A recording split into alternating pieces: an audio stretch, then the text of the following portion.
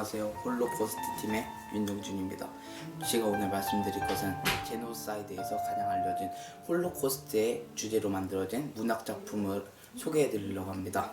자, 영상 보시죠. 아니, 홀로코스트 아세요? 모르신다고요? 제가 말씀드릴게요. 홀로코스트란 말이죠. 독일의 나치당이 유대인들을 대량 학살한 사건을 말하는데요. 그때 독일의 대부분은 게르만족이었고 소수민족인 유대인이 있었습니다. 독일의 상황을 대략 말씀드리자면 제1차 세계대전을 패배하고 연합군에게 전쟁의 피해를 모두 배상하는 상황에서 경제적 어려움을 겪게 되는데요. 그때 상황이 어떻겠어요? 행복합니까? 즐거워요? 아니죠. 화나고 분노합니다. 화나면 어떻게 합니까? 화풀이를 해야죠. 그 대상이 유대인이었습니다. 그 유대인을 싹 다 잡아가지고 유대인을 노동을 할 수 있는 사람들은 밥도 조금 주고 죽을 때까지 막 사람 취급도 못 받으면서 노동을 시키고 노동력이 없는 사람들은 바로 가스실에서 참혹한 죽음을 당했습니다. 그렇게 유대인들이 600만 명을 희생했는데요.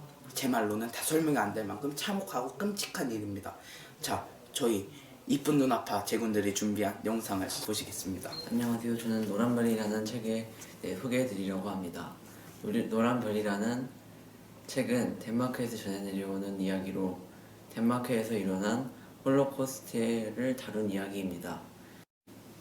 이 책에서는 크리스티안 왕이라는 인물이 나오는데 이 왕은 많은 덴마크 시민들에게 존경과 신임을 받았고 나치군이 덴마크에 들어와 나치 깃발이 걸리자 목숨 걸고 그 깃발을 내리려고 하였습니다. 유대인들은 모두 가슴에 노란별을 달아야 한다는 소식이 전해지자 지혜로운 왕 크리스티안은 자기도 가슴에 별을 달아 유대인이 아닌 사람도 별을 달라는 메시지를 전했습니다.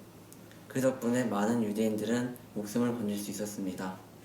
저는 이 노란별을 읽으면서 크리스티안 왕의 별들을 숨기려면 별들 사이에 숨겨야 한다 라는 말이 가장 인상 깊었고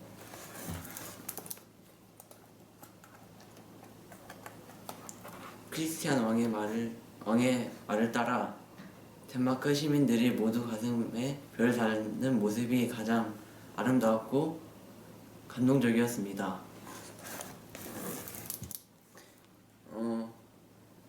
그로 인해 나치군에 점령당했음에도 불구하고 많은 유대인들이 살아남았음에 놀랐고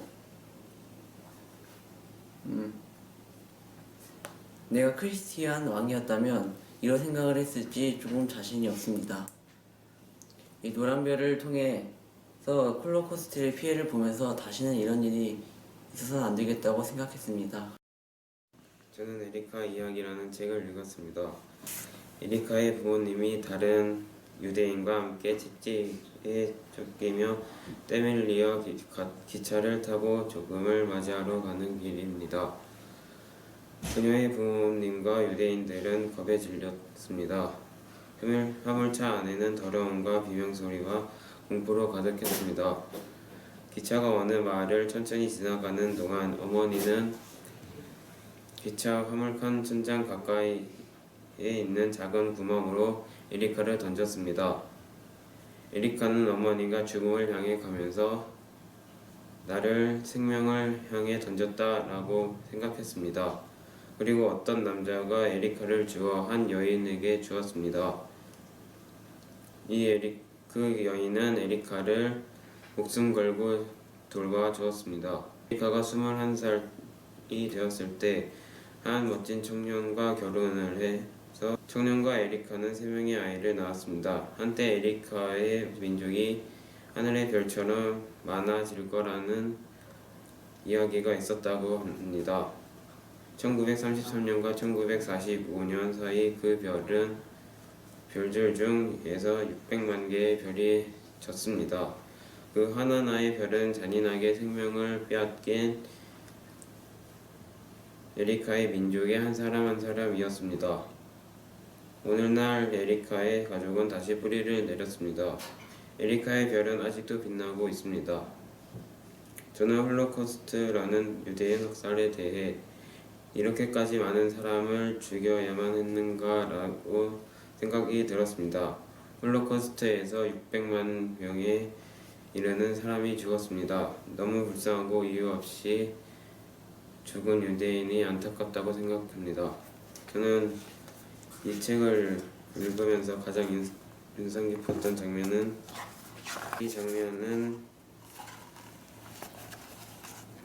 엄마가 이 에리카를 죽음에서 생명으로 던져줬다는 이야기입니다. 안녕하세요. 저는 나무들도 옵니다라는 책을 읽었는데요. 이 책은 안네 프랑크라는 소녀의 이야기를 담은 책인데요. 프랑크의 나이는 13살이고 유태인이었습니다. 그리고 안네의 이야기 속으로 들어가 보겠습니다. 이 시기인 제2차 세계대전 때는 유대인은 여러 가지 하면 안 되는 것이 있었습니다. 첫 번째, 버스와 전차를 타면 안 된다. 두 번째, 영화나 연극을 보러 가도 안 된다. 하지만 그중 가장 최악이었던 것은 유태인은 살아도 안 된다였습니다. 유태인을 미워하는 독일인들에 의해 많은 유태인이 잡혀갔습니다. 그 때문에 안네 프랑크네 가족도 프린세프라트 263번지 건물에 딸린 비밀의 집으로 숨어 들어갑니다. 그날 비밀의 방으로 가던 날 비가 세차게 쏟아졌습니다. 소녀는 다락방 너머로 보이는 나무를 바라보며 일기를 썼습니다. 어느 날 누군가 비밀의 집의 경찰에게 고자질을 했어요. 결국 안네의 가족은 수용소로 잡혀가고 안네도 수용소에서 숨을 거두게 됐습니다. 오직 아버지만이 그 수용소에서 살아 돌아와 안네의 일기를 책으로 펼쳐내게 되었다고 합니다. 저는 이런 대량 학살을 한 히틀러가 너무 잔인하고 이런 대량 학살과 제2차 세계대전 같은 큰 전쟁이 다시는 일어나지 않아야 한다고 생각합니다. 종교적 차이와 사소한 갈등에서 이런 큰 사건이 일어났다는 것이 이해가 안 가고 서로의 종교를 인정해 주었으면 좋았을 것 같습니다. 그리고 히틀러가 저지른 만행을 생각하면 히틀러의 한 번이라도 죄값을 치러야 한다고 생각합니다. 이상입니다. 그리고 제가 찾은 그 가장 인상 깊은 장면이랑 대사를 보여드리겠습니다. 이 장면입니다. 안내가 비밀의 방에서 밖에 있는 아로니아 나무를 바라보며 보는 장면입니다. 이 페이지의 마지막 줄에 있는 이날 빗속을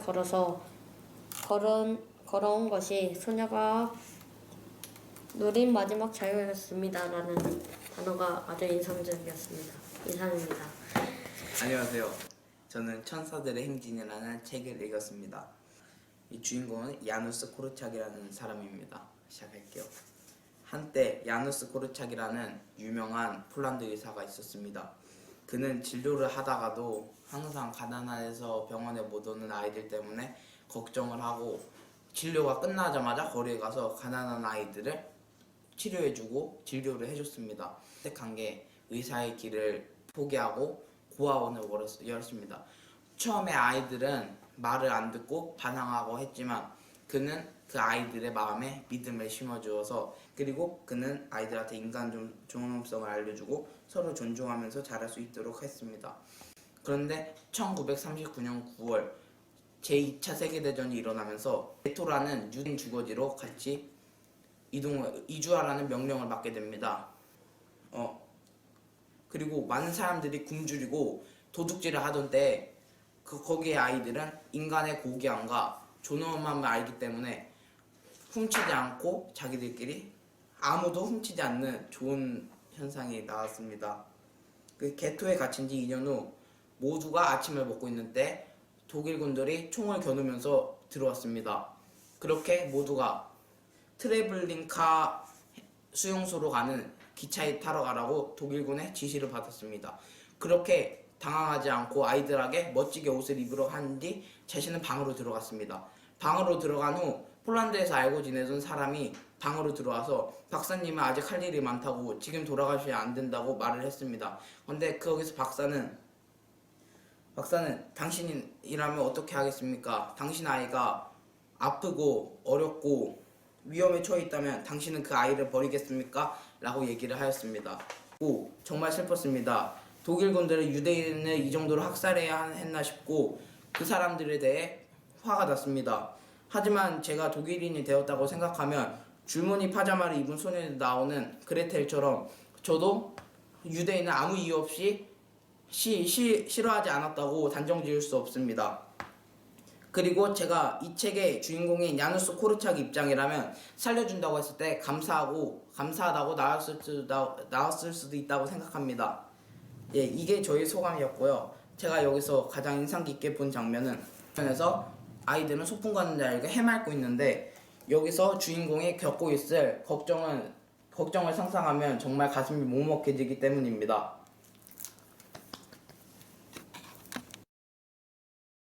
저는 존 보인의 소설을 원작으로 한 영화 줄무늬 파자마를 입은 소년을 소개해드리려고 합니다. 홀로코스트의 슬픔과 우울을 밝게 표현한 그런 영화인데요. 일단 이야기의 시작은 베를린에서 주인공인 브루노가 이사를 가면서 시작되는데요. 탐험하기를 좋아하는 평범한 남자아이인 브루노는 지루한 일상을 참지 못하고 결국 탐험 여행을 떠나게 됩니다. 그런데 그러던 중에 유대인 수용소를 발견하게 됩니다. 거기에서 뜻하지 않게 슈미엘이라는 같은 8살인 소년을 만나게 됩니다. 그래서 둘은 철장을 사이에 두고 우정을 키우게 됩니다. 그리고 죽음이라는 게 두 아이에게 찾아오게 되는데요. 줄무늬 파자마를 입은 소년은 잔인한 홀로코스트의 여러 모습과 계층을 담아낸 영화라고 저는 생각합니다.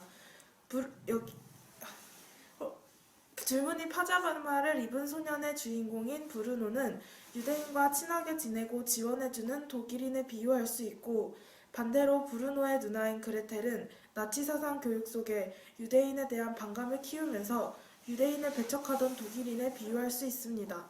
브루노의 아버지는 당시 히틀러의 옆에서 권력을 얻기 위해 직접적으로 유대인 학살에 간섭하던 부하였고, 브루노의 어머니는 유대인의 상황을 알고 양심적인 가책을 느끼던 독일인에 비유할 수 있습니다. 그리고 브루노의 친구가 된 유대인 슈미엘까지 더하면 홀로코스트가 일어날 때의 상황을 전체적으로 이해할 수 있게 됩니다. 이 영화에서 표면적인 주인공은 브루노와 슈미엘이겠지만 홀로코스트라는 하나의 사건 속에서 보자면 한 명도 빠짐없이 전부 주인공이라는 생각이 들었습니다.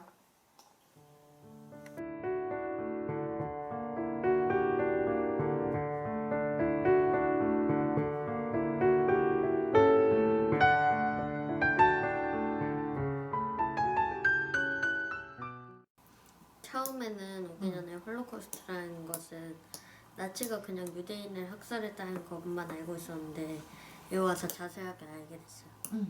히틀러라는 사람과 야누스 코르차기라는 사람이 인생을 다 마스터했어요. 그런 면에서 사람들이 다른 사람의 인생을 알아가는 게 되게 뜻깊었다고 생각해요. 나 인생 말고. 그래서 뜻깊었고요. 홀로코스터라는 역사를 알게 됨으로써 약간 그 인간이 성장한 것 같은 느낌이 들었네요. 만약 히틀러라면요? 저는 히틀러같이 무책임하게 세상을 떠나지 않았을 거예요. 아, 자살한 거에 대해서 네. 불만이 있는 네, 거구나. 만약 제가 그 상황에 딱 들어가면요, 저는 책임을 질 겁니다. 홀로코스터에 대해서는 전혀 몰랐는데 여기 오고 나서 홀로코스터에 대해서 잘 알게 돼서 좋았던 것 같아요. 솔직히 처음에 조금 힘들었는데 네. 하면서 좀 괜찮아졌고요. 재밌었어요. 조금 아, 어떤 게 재밌었어요? 좀 알아가는 홀로코스트에 대해서. 알아가는 게. 네. 그리고 다 이렇게 인터뷰도 하고 정리도 해보고 그림책도 보고 그리고 누군가의 입장이 되어 봤을 때 마지막으로 내 마음속에 나는 홀로코스트는 어떤 이미지인가? 가스실에서 죽은 유대인들이 가장 그렇게 남아있는 것 같아요. 다른 사람들한테 알려줘야죠, 이런 일들을. 우리 친구들이 생각보다 너무 잘 따라줬었고요. 그리고 또 그 사건이 일어나지 않게 하기 위해서 어떤 걸 해야 하는지 느껴져서 너무 값진 시간이었습니다. 마지막에 와 끝났다 하고 책 다 보고 가자. 자, 그러면 시키는 대로.